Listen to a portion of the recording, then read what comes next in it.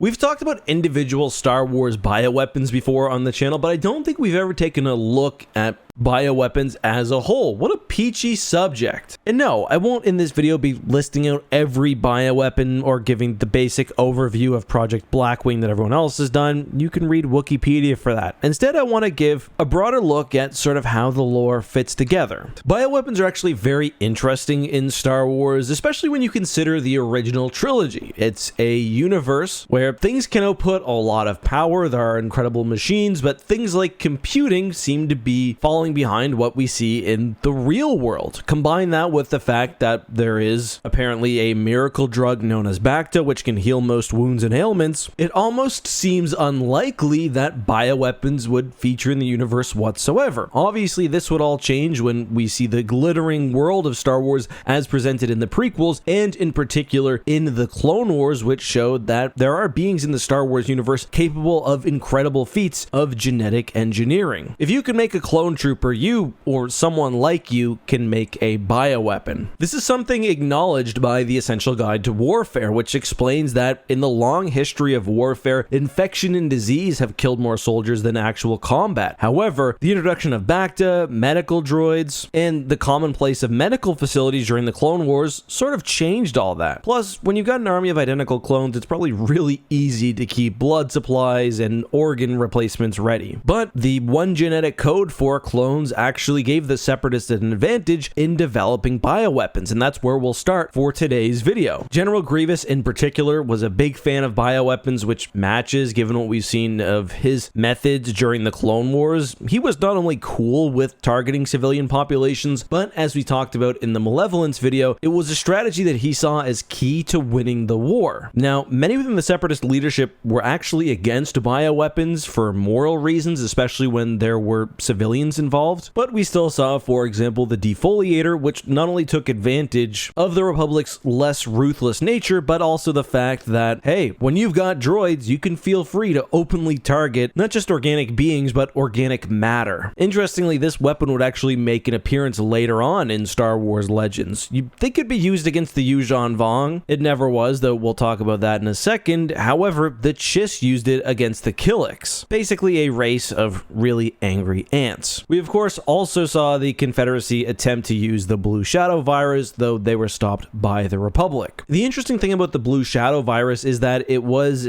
a previously, most likely naturally occurring disease weaponized during the Clone Wars era. And that kind of made me think about my introduction when I was talking about Bacta. Now, the Blue Shadow virus could not be controlled by Bacta, but what's interesting is that some bioweapons could, but they were still effective based on the fact that, especially if you were targeting civilian populations, you could overtax an enemy and exhaust their strategic supply of Bacta. The best example we see of that in Star Wars Legends is probably the Krytos virus. The Krytos virus was a weapon purely designed to cause terror. First of all, the way that it killed a being was terrifying. Essentially, an infected individual would start decomposing. Their skin would literally slide off their body as their muscles start breaking. What's worse is a patient infected with Krytos also loses brain function, developing something similar to dementia, causing them to run around and infect others with their blood. As I mentioned, the Krytos virus was a political tool. It was designed not only to be terrifying, but to target aliens specifically. So when the New Republic took Coruscant, the Empire unleashed the Krytos virus so that the New Republic would be seen as abandoning their alien populace simply due to the impossibility of treating everyone. I want to stay for a moment on this idea of targeted viruses because we see it again and again in Star Wars. It's one of the most terrifying aspects of bioweaponry in Star Wars. It's so advanced that it can fairly cleanly eliminate specific groups, which in turn can neutralize some hesitancy in using the weapon. The Yuuzhan Vong were really the masters of this. We see several Vong bioweapons. Before the invasion even starts, many within the New Republic are infected by what's known as a Coom Coom spore, their name, not mine. Except in the case of very powerful Jedi like Mara Jade, the Coom spore was 100% fatal and could be passed to the target very easily. Pretty much through close contact where you can slip it in a target's drink or cough it in their face, whatever. The Coom spore was meant to be transmissible between victims. That never ended up working out, but it was simply one piece of Yuuzhan Vong organic technology, which they called biots, although it's one of the most similar to what in the real world we'd consider a bioweapon. However, the Vong's use of extensive organic technology also offered an opportunity for New Republic scientists, especially given the fact that most of the organic technology came from the Vong's home galaxy and was sufficiently different than everything else in the Star Wars galaxy. The Chiss developed what was known as Alpha Red, somewhat similar to the Krytos virus, but it killed in pretty devastating means not only the Yuuzhan Vong themselves, but also destroyed their armor, their equipment, their vehicles, all of which was living. Ultimately, the New Republic and Galactic Alliance chose not to widely use Alpha Red, partially because of the ethical considerations involved in, I don't know, wiping out an entire race, but also the fear that the virus could mutate and jump to non-Yuuzhan Vong species. That could realistically spell the end of life in the galaxy, although that would certainly be a very dramatic turn. On a similar note, we also see nanoviruses in the post-Yuuzhan Vong era. In Star Wars Legends, these were also responsible for aging up clones, but most notably, we see the nanovirus used to keep Boba Fett off Mandalore. The nanovirus is keyed to the Fett genome, and after dropped by the Hapans on Mandalore, is meant to kill Fett or any of his relatives if he ever travels to the planet.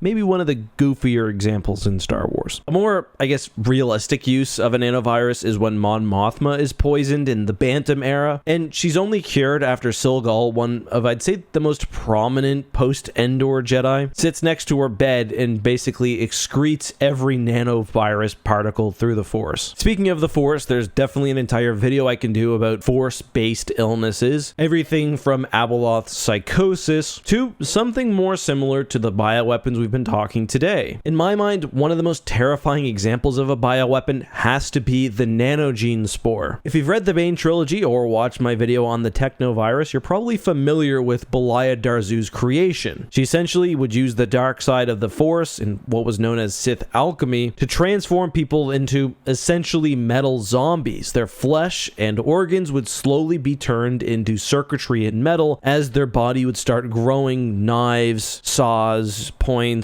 turning them into essentially a shambling weapon. In some respects, I also see the Sith ability to create Sith spawn, which were essentially beings mutated by the dark side of the Force as a form of bioweapon, but surely there were others as well. That, however, is all the time I got for today's video. Hope you enjoyed this one. A little off the cuff, but I thought it was a pretty fun format. Is there something you'd like to see me cover for the rest of this week? Nothing on my agenda, so I'm open to suggestions. Let me know your thoughts down below.